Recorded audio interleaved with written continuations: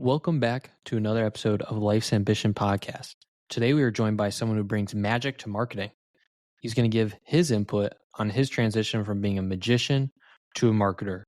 Without further ado, Jimi Gibson. So Jimmy, how's it going? Good, Drew. Excited to chat with you today. I'm super excited to chat with you as well. I think you have such a cool background between magic and marketing. And I love to kind of just dive right on into it and learn more about how you got into both spaces. So let's start with magic. What was kind of like your calling to it? Like, did you have family members that were part of the show business? What was it kind of like? Were you a big fan of circuses? Didn't have any family members. I come from a family of educators. So I think that probably played into my thirst for knowledge. But yeah, I was actually digging through some boxes a couple of years ago and I found this little membership card to Merlin's Mail Order Magic Club when I was 4 years old. And I thought, that's kind of early to be hooked on something like that. And then I had a buddy give me a magic kit for my 6th birthday. So I guess the theme just kept going. And, in middle school, when kids were doing yard work and raking leaves and cutting grass for extra money, I was doing magic shows. I was actually doing birthday party shows for my friends for their birthday, and their parents were paying me. Really? Yeah, That's that was kind of wild. And then in high school, I was part of an organization of magicians. There's sort of this, behind the scenes club that each city usually has a chapter of the club. And so there was a guy in there that worked at an advertising agency, and he said that one of the clients was looking for a promotional entertainer to help promote their products. Pretty large company we've all heard of. And I said, sure, I'm up for it. And just hanging out at the ad agency and learning about that advertising world, and then trying to make a decision about, do I want to go into this full time? My parents, obviously being educators, wanted me to go to college. And I said, well, if I got to go to college, I think I'd like to pursue this whole marketing advertising thing. And I continued to work for that company through college. And it's sort of the lens in which I see messaging and marketing through. I graduated and started working at traditional advertising agencies. We've probably seen the series Mad Men. I was a little after the Mad Men days, but there was still some vestiges of that sort of world. And I can remember auditioning for a pretty large magic show during that time where there was 22 cast members. We had 10 major illusions. We vanished a Corvette. We floated people in the air. I vanished the entire cast. And so I would go into the office and do my advertising gig from 6 a.m. to noon. And then I would go to this theme park and do 6 shows in the afternoon. And yeah, I've owned my own theater. I've performed a corporate show at the MGM in Las Vegas. And somebody asked me a few years ago, how can you explain your approach to marketing? And I had to stop a minute. And, if you are involved with something for a while, it just kind of happens naturally, right? And then you stop and you go, if I had to reverse engineer this, what am I actually doing? And I realized there was an overlap in the way a magic trick is structured and the way a marketing message is structured, because you have to get a connection with the audience. There's some sort of curiosity that's piqued, and then there's this finale or conversion that happens. And so, yeah, I would say it's just the filter that I use when we talk about messaging. And I still perform magic today and I still do marketing today, and they both sort of go hand in hand. So you can pick apart any piece of that you'd like, but that's a quick history of how I came to merge the two. Yeah, let's get right into it. So with the magic itself, the friends' parents would pay you to do magic shows at their birthday parties. Was it just standard card tricks? Were you figuring out your own tricks at the time? What was kind of like your specialty that you kind of fell in love with as you went through and kind of developed your own game? Yeah, so there's a couple of areas of magic that people may be familiar with. There's what's called close-up magic, where I may come up to you, Drew, and ask you to, pick a card, or here's a coin. And a lot of those types of magicians they might get hired for a reception or walk around magic at an event, something like that. But I'll bring that back to kind of where things are today. I was fascinated with being on stage in a formal theater setting with an audience sitting there. And in my mind, when I was doing those birthday party shows, I was in a little theater in the living room Yeah. of somebody's house, and there was this audience. And so I'm really interested in what is the first thing that you do when you come out? How do you get the audience on your side? There's a sequence to the series of tricks. And so it's not just one trick, it's a series of tricks into a show. And as I thought about that, I was like, I wonder why that is. And I don't know. I mean, people are drawn to different things for different reasons. But when I think about the shows that I enjoy doing, it is that more formal presentation. I love public speaking. I usually incorporate some sort of magic in that public speaking. And yeah, I would say at first it was just buying tricks at a magic shop and then performing them. You know, it always came with a little piece of paper that said, here's what you say, and here's how it works, and this is when you do this. And, you know, I was following a list of instructions. But then at some point, your personality has to come out and you have to start to infuse your view of the world. I was lucky enough to be part of a training program for magicians that a Broadway director was holding in Montreal. He's a magician himself. He was in the original cast of Annie, and he's directed about 22 Broadway shows. And so me and about 8 or 10 other magicians went up there. And so you were supposed to bring 2.5 minutes of magic to this week-long immersive experience. And each magician got a spot in the evening to do their 2.5 minutes. And then he and a voice coach critiqued you for 2.5 hours on your 2.5 minutes. Wow. And so 2.5 minutes is not a long time. No. Either. That's barely, one trick. Yeah. And so it's interesting because, sorry to disappoint the audience, but magic isn't real. It has to do with misdirection and psychology and position of your hands and which way your body turns. And so it's almost a forensic approach to each phase of that trick to know how are you going to pull this off so that the audience can believe that you're doing magic, and that suspension of, disbelief and, to get that wow. Because if something looks a little bit off, then the audience is going to go, wait a minute, I think there's something hidden in his other hand, or why did he turn that way? And so you really have to pay attention to all those different things. And again, if I relate that back to marketing, we have to do the same thing with the customer journey and the path that we take somebody on to get them interested in our product or service. But yeah, I would say, to answer the original question, it was really in my head. I had this vision of being this golden age of magic guy, comes out in a tuxedo and has this whole theater in a darkened theater with a spotlight. And I just love the theatrics of that approach to magic. Now, during that time, Siegfried and Roy were very popular in Las Vegas. Audience may have heard of them. Unfortunately, Roy had an accident with one of the animals that attacked him on stage, and they're not in the Mirage anymore. But when I was able to see them in the Mirage, I mean, that's like the pinnacle of magic spectacle, right? There were probably 50 people on stage. But I was able to go to a corporate event where our company was involved a couple of years ago, maybe a year and a half ago.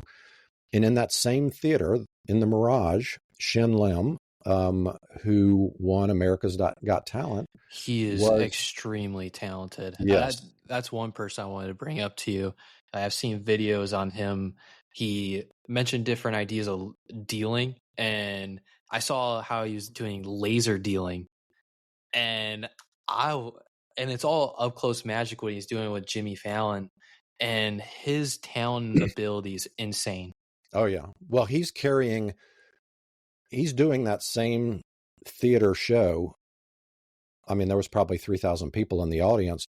It's him and a deck of cards. And so I think that's maybe a signal as to what we desire as a culture now, is that connection, that one-on-one. And he was able to take what I described earlier about walk around magic, where you and I are just two people experience a moment of wonder. He's able to convert that into a large theater, which I think is amazing. So Yeah. yeah, it's constantly I'm transforming. I'm curious to see what you think about like this. When you say how people kind of yearn for more of that one-on-one experience, is when COVID hit, it was a lot of just staying indoors. It's you and your family or just the people that you're living with at the time. And so you obviously develop that connection that way, but you also yearn for that outside connection, the connection with other people. And I'm wondering if Magic's kind of transitioned more towards the Shin Lim route where it's very one on one, because a lot of people appreciate that aspect more now being in isolation. Obviously, it's been years now at this point, but coming out of it, a lot of those traits are still there. And I'm curious to see what your thoughts are on that. Yeah, I would say we live in a completely disconnected world. You and I are across the screen from each other right now. We're Yeah. trying to make a different connection by having just a little chat here. And I think the more that we are isolated in, there's all sorts of businesses who are asking their people to come back to work. It's hard to develop a culture within an organization when everybody is decentralized or they're looking at computer screens all day. And so, unfortunately, COVID happened, but I think there are some good things that came out of it because it forced people to decompress, to get back to being around their families and friends. And then we get to pick and choose, how do we want to come out of that? And if you are stuck behind a screen all day, you need to force yourself to get out and about, right? Oh, yeah. And interact with other people. And so I think different things like magic can be an indication of where the hunger is and where we yearn to be with other people. I live in Charleston, South Carolina. It's a very outdoors community. On any given evening, you can go downtown and you can see people sitting outside, enjoying the weather, Yeah. walking along the Battery. And so I think people have an appreciation now for balance in their life and making room for that connection. And I don't know of too many magic shows at this point that are those large illusions. I think the translation of what Shin Lim is doing is what people are interested in because it is that connection. It's Shin Lim doing that by the sheer power of his skill and not some secret door in a box, right? Yeah. And so I think that's probably the best way I could answer your question. And Magic just has the more I think about it, when we had just like a regular phone conversation to just kind of discuss things, is when you talk about marketing and magic, and now that I've kind of sat on thinking more about it, it goes Mm-hmm. exactly to what you've been talking about, how the people aspect of connection between magic and then in marketing, you have to connect with the customer to be able to sell your product or just your services at all. It Yeah. goes very much hand in hand. And for you, since you grew up with such a magic background and mindset, I'm sure it's very easy for you to be creative in the marketing world in terms of how you brand yourself. And I'm wondering, did you, with your parents being more educators, did that creative mindset was it just very easy for you? Well, I mean, I think we've all heard the children's tale about the black sheep, and the black sheep was born into a flock of other sheep that were all white. And everybody's like, well, what's wrong with that black sheep? I guess that was kind of the way I felt because my older brother is an electrical engineer and my younger brother is an attorney. And my parents were educators. And they're like, how did Jimmy get this magic bug? This is kind of crazy. Now, they were very supportive. They drove me to events. They supported whatever I wanted to do. And so I thank them for that. But I'll tell you a quick little story about, and I think this goes into the personal branding question that you ask. When I was, I don't know, probably 8 or 9, my mom took me to the bank to start a savings account. And they were running a campaign called the Thumb Body campaign. And they had a little thumbprint as sort of the icon. And we walk in and the teller's like, "Oh, are y'all here to open up a savings account? And if you could go over to this table and sit down, I'll be right with you." And so she brought out this ink pad, and I was supposed to press my thumb into this ink pad and press it into the passbook that would be used to calculate, how much money is going into the account and all of that. And so I did it. And, she gave me a little cloth and I wiped my thumb off. And then she says, "Now I need you to use that thumbprint as the body. And I need you to draw a little cartoon character that says something about you." And so she goes, "You might look at that poster behind you." And I was like, "Okay." So I turn around and I look at the poster, and there's all these different characters on this poster. There's like a fireman and a policeman and a ballerina. And, I'm kind of searching. It's like, okay, which one am I going to be? And I kind of turned back around and I grabbed the pen and I just drew a little top hat. And I put a little arm, and I put a magic wand in the little character's hand, and 2 eyes and a big smiley face. And I was like, yeah, I'm going to be a magician. And so then I thought in my head, I'm like, okay, was that the right thing? Maybe I didn't draw the right thing. And so I look up at the teller and she's like, "That's great. I love it." And then I look at my mom, she goes like, "That's great." And it was kind of the moment where it validated that I could be what I wanted to be. And after that, I was like, all right, I'm going to be a magician. And so I actually drew up my own business card. And I told you about going in middle school and doing shows. Well, of course you have to have a business card, right? And so I show up at the print shop and they're like, "Is your mother with you?" And I'm like, "No." I'm like, "I need this business card printed." And they're like, "What?" And so I think, to me, personal branding is embracing whatever gifts you've been given or whatever interest you have, and just making sure people know about that and what you're passionate about. And so I was in a bookstore, it was probably 3 years ago now, and I just saw a book cover with a little thumbprint on it. And I just stopped in the aisle and I looked at that book and I went, wait a minute. I remember that whole Thumb Body campaign. So, of course, the first thing I do is I go home and I look up, U.S. Patent and Trademark Office. That trademark had been abandoned since the 1980s. And so I actually went through the process of acquiring that trademark. And so now I own the Thumb Body trademark from my childhood. Wow. And I would just encourage people. And so a lot of conversations we get into with business owners at Thrive, we work with large corporations, enterprise organizations, large franchise companies, but we have a heart for that mom and pop company that needs to figure out how to leverage the internet to make their business grow. And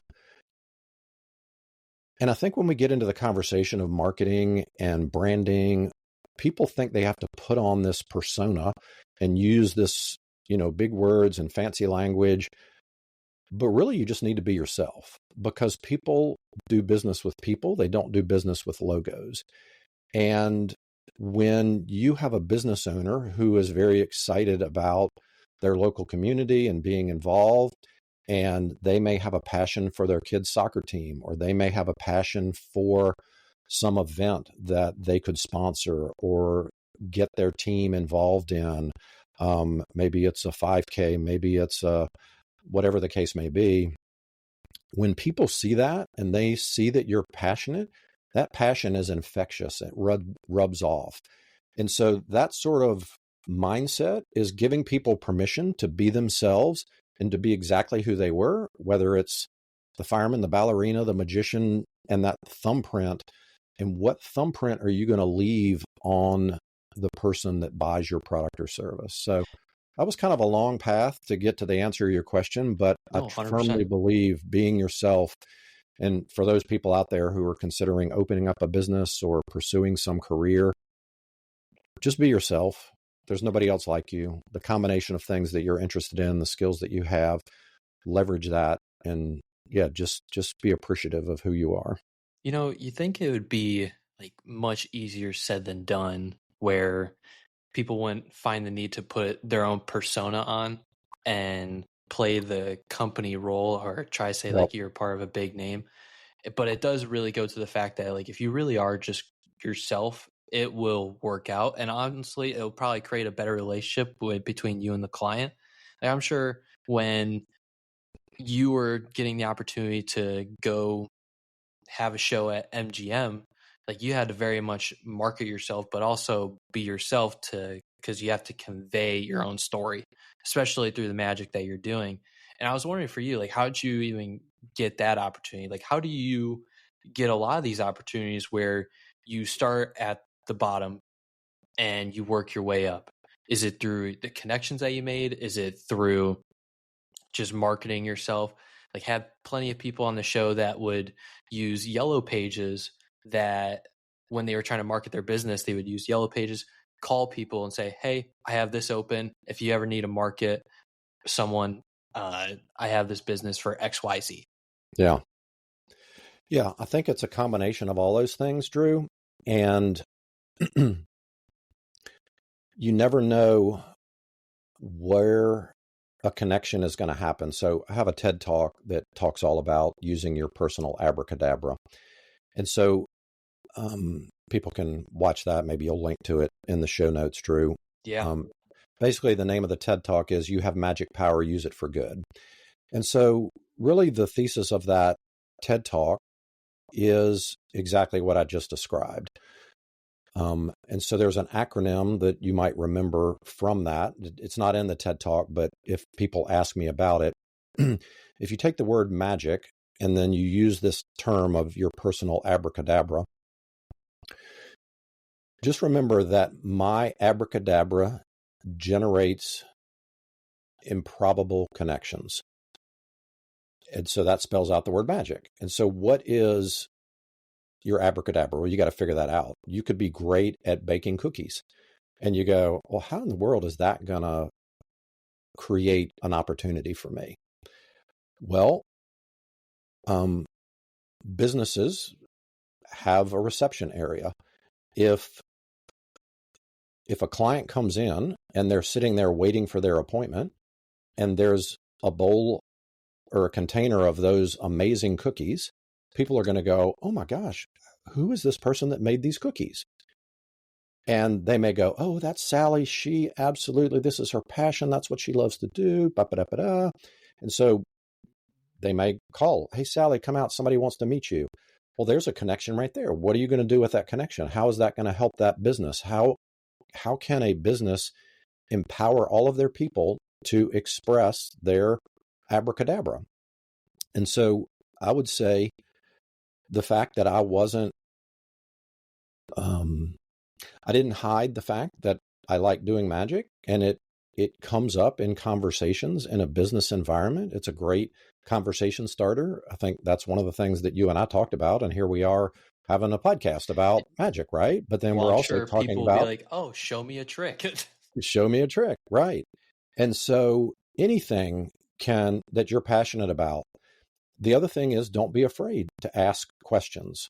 What the most interesting thing to somebody else is for them to care about who you are and the fact that you are going to ask them a question about their expertise. And so when I got out of school, I would schedule interviews, and I wouldn't even call them interviews. I would just say, I'm very interested in this field.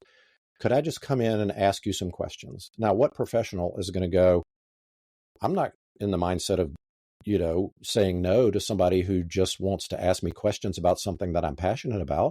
Be Yeah. curious. And you never know where it's going to lead.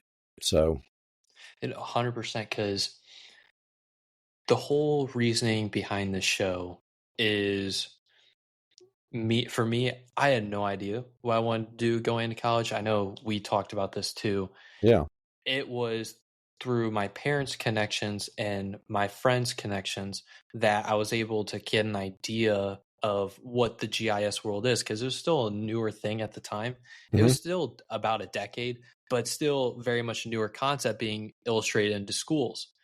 And so if it wasn't for talking to my uncle and others, I would have had zero idea about it. And so, like you said, you have no idea where the connections are going to go. And for you, was it people coming up to you and be like, "Hey, like, I saw you at X show. I really liked it. Can you tell me more about it?"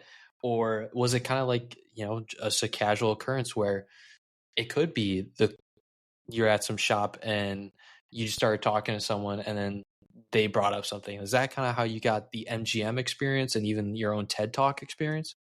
Yeah. So they're two different situations. I'll walk you through both of those. The MGM situation was actually a corporate show for a medical supply company. And someone I knew somebody at that company, and they said that they were looking for a magician to do a presentation at an event. And so I basically went in for an audition. Oh, And wow. they were talking to a couple of different people. What I didn't know at the time was they didn't want me to be myself. They actually wanted me to pretend that I was a pharmaceutical rep. Hmm. And, you know, I guess I was at the age that I could pull that off. They saw something in me. And so we went through this whole script writing process. After I did the show, which was a pretty large theater, they had these gigantic screens. I was dressed as if I was a pharmaceutical rep, and these things that I was doing was making things in their industry appear by magic, transform. Somebody came up to the one coordinating this event and said, "Which office does Jimmy work out of? I never knew that one of our people did magic." And so I was like, all right, that actually worked. I was able to pull it off. And so I had to play a character in that situation, um, which was a lot of fun. The TED Talk experience, because I'm interested in public speaking, and that's sort of the gold standard if you can get a TED Talk. But the interesting thing is, TED Talk's whole core is ideas worth sharing. It's not about you, it's about something that somebody else can do to improve their life or their outlook on the world, or whatever the case may be. And my wife Yeah. and I had the opportunity to go on a trip to Rwanda. We were sponsoring a young man, and we're able to meet him. And so I won't spoil it if people are going to watch the TED Talk. But they have an application process. And, I would say most cities have a yearly event related to TEDx. And so you basically have to communicate, here's what my idea is worth spreading. And then you go in, and again, it's basically an audition, which could be nerve wracking for some people, but that's how that came to be. Yeah, well, have you always been comfortable with public speaking? Because that's, like you said, the gold standard right there. Like, how'd you, for people that do get nervous with public speaking in front of others, how do you tell them that it's all going to be okay? You just got to get through like the first 5 seconds, and then you're getting comfortable going through Yeah. it. Yeah. Well, I think they do surveys every couple of years, and they ask people like what is their biggest fear. And I think public speaking like outranks dying. And so I'm not quite sure like how that works, but anyway, I think perhaps the reason why people are scared of public speaking is because they're exposed in front of a huge group of people, and they don't want to be criticized. They don't want somebody to think down on them. They don't want to be exposed in that way. I would say the biggest thing that creates comfort is being prepared, knowing what you want to say. Um, I mean, I still get nervous, but that nervous turns into positive energy when you go out there. It's just something you have to practice. There are people that I know who are extremely introverted, but they feel that they have a message that they want to communicate, and the importance of communicating that message somehow outweighs their fear of getting out there and telling people about it. And so I think it's number one, practice. Number two is, if you don't want to do it, it is not something you ever want to do, don't force yourself because it's painful. But if it is something that you want to do, find somebody who's done it. Get them to help you. We talk about mentorship and getting a coach or things like that. Yeah, I would say that's probably good advice. And then there are people who are just naturally okay with being in front of people. Like my wife, no, that is like her biggest fear. She doesn't want to do it. Anytime there's somebody that needs a volunteer, she's like pushing me, you do it. I'm not going to do it. So yeah, we're all wired differently. Oh yeah, so when I public speak, I start sweating Oh yeah. profusely to begin with. And so my arms are just kind of hunched together to not show the armpits, and then like the back's facing towards the wall to not show all the sweat marks. Yeah. So I Yeah. definitely get I hear nervous, you. but it's really as soon as I start, all the kind of nerves go away. I couldn't tell you why. Like even just for these episodes, I get super nervous. I'm like, all right, got a great person coming in to talk to. So then I'm Yeah. just like building. Well, it's And probably their feedback. You see the audience smile and they're not going to throw tomatoes at you, right? So you kind of exactly. settle in. Exactly. I say the biggest thing that I've realized when it comes to public speaking is the more, if you come prepared, that is one mitigator for the stress. Yeah. But also, the more you think about it and the more you catastrophize it in your own head, I think that's going to be your worst enemy is your own mind and how you're talking to yourself beforehand. That's, and I think that goes for anything. It could be going into an interview, it can be just doing a simple task for the day. Your mind is definitely going to be your own worst enemy. So if you talk to yourself in a positive manner of like, oh, I got this, I'm going to crush this thing, then whatever happens up there happens and you're at least less stressed out. So that's definitely my advice for that.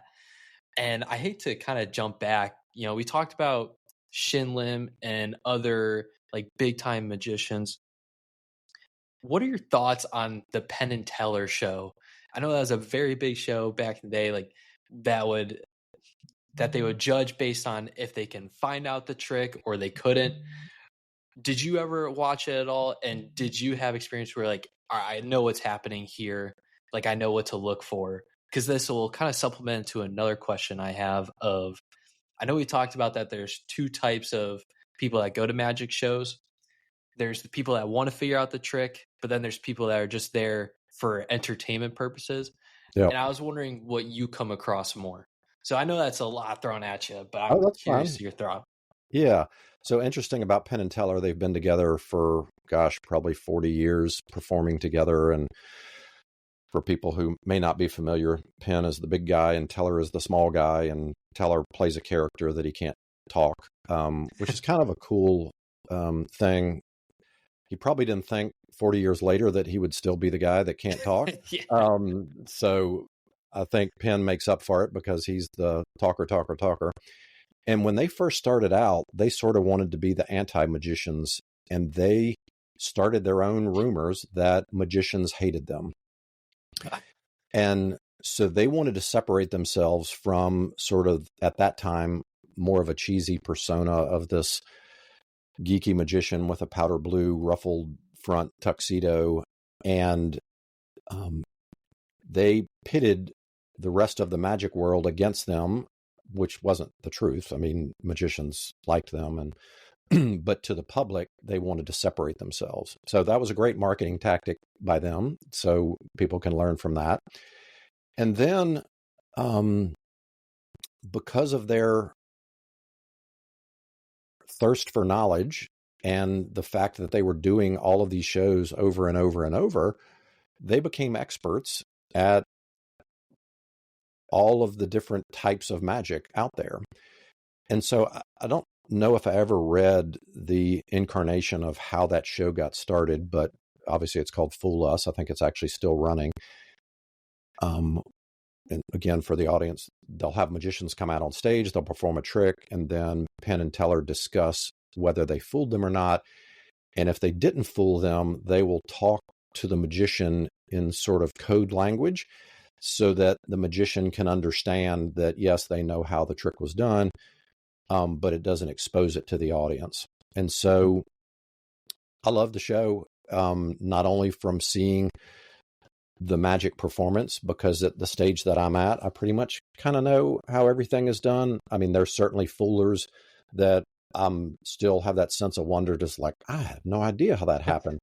But I also like the way that they communicate and they or giving these code answers to the performer, because I'm trying to listen going, okay, am I picking up on the code? Do I understand what they're saying? Which is kind of fun for me.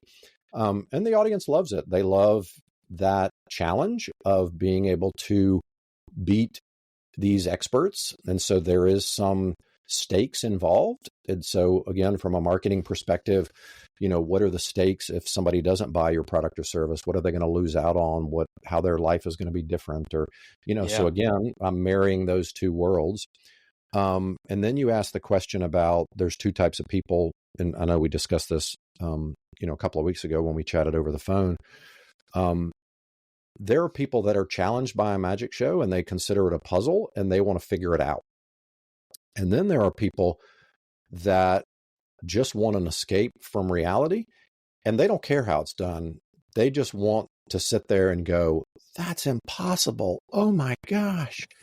I would say I'm on that side of the camp when I want to see a magic show.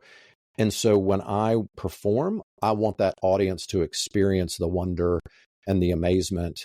And if I do have somebody in the audience who's more of that, I'm going to figure this out, there's nothing I can do about that. I'll kind of laugh it off and I'll go, oh, what's the point? You don't want to do that. Have you seen YouTube videos where it's someone slowing down the act by like oh yeah, trying to 0.25 dissect it. speed? They're Yeah. zooming all the way into their computer. Oh yeah. Oh yeah. Yeah. I It's a always think it's sickness. funny. Yeah. But because for me, I only know 2 card tricks, Yeah. and there's so much setup involved with them that I have to be like, all right, you can't look for a good 5 minutes because there's one where you make all the colors appear red except one's black, and that's their card. And then Yeah, there's nice. another one where it's like all of them are black and one's red. And then you have 2 cards that they use. But you have to set it up where it's alternating cards, red, black, red, black, red, black, all the way through. And I think YouTube's a great space to just kind of learn fun things, because you mentioned earlier that it's very much a just conversation starter. Like, oh, I do magic, when especially in the marketing world, like, oh, like I do magic. I'm sure they're gonna be like, oh, can you show us a trick, just a quick trick? And I was wondering just how much is, when you look back on it, has magic just totally helped you with your career and running your own business, doing these TED Talks? Did you ever think that was really going to be possible? No. And I think, so you said something earlier about catastrophizing in your mind, going out on stage to talk. I think the other thing that can happen is you can start to plan your life in your head and how things are going to turn out. And when they don't turn out that way, it can be very disappointing, right? And so I would say my experience has been that if I just pursue what I'm interested in and try to be the best version of myself and be aggressively happy about meeting new people and getting into new situations, then amazing things can happen. Now, I'm not saying that I haven't planned the fact that I wanted to, be part, I have run my own business. I was a professional magician. I work for a large marketing firm that's probably larger than 95% of digital agencies in the world. So I do have ambition, and I'm not afraid to express what my interests are and pursue those. From a magic perspective, I think anything that you're involved in can help pave that way, not only from a conversation starter, but if you just talk about approaching people in a business sense, like I have no problem walking into a strange room of people that I've never met before and simply just walking up, magic aside, and just starting a conversation. And I think that's a skill that was developed from my experience in magic.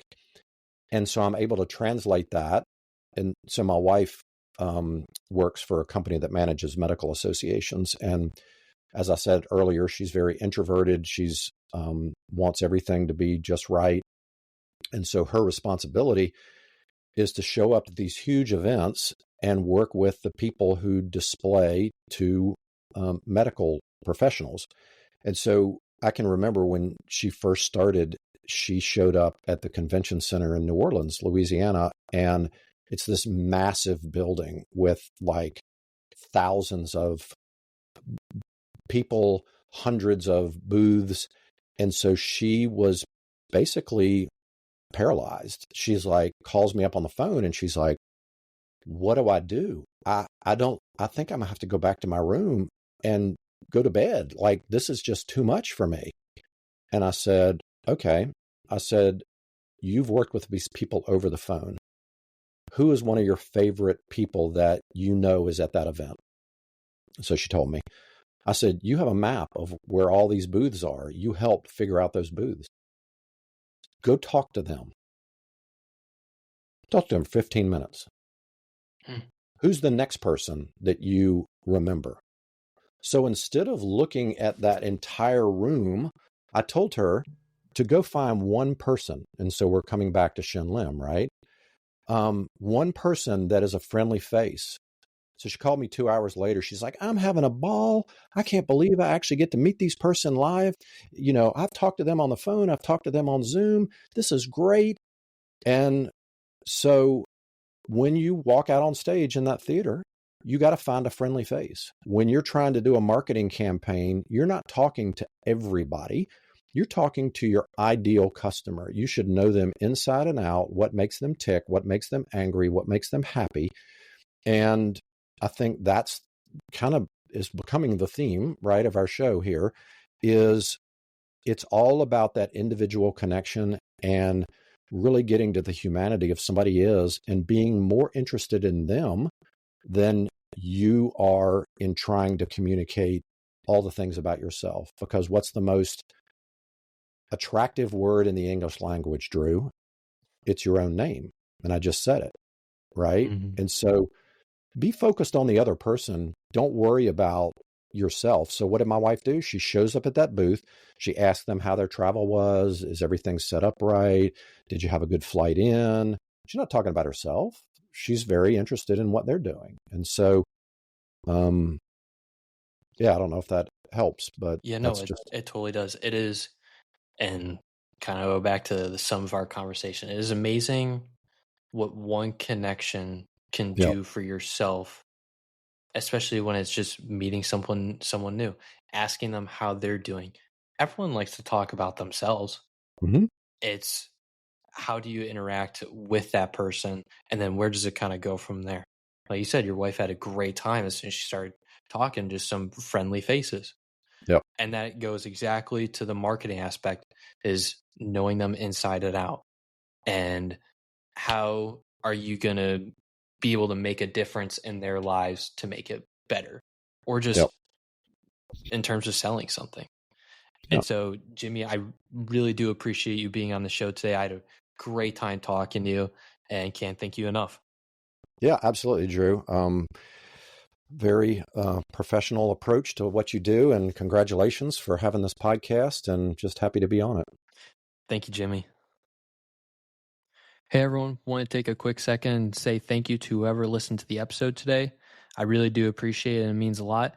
If you did like the episode, make sure to give it a like or 5-star rating depending on what platform you are listening to. And if you really want to support the show, check out our website or Patreon link below. Thank you, and I'll catch you in the next episode.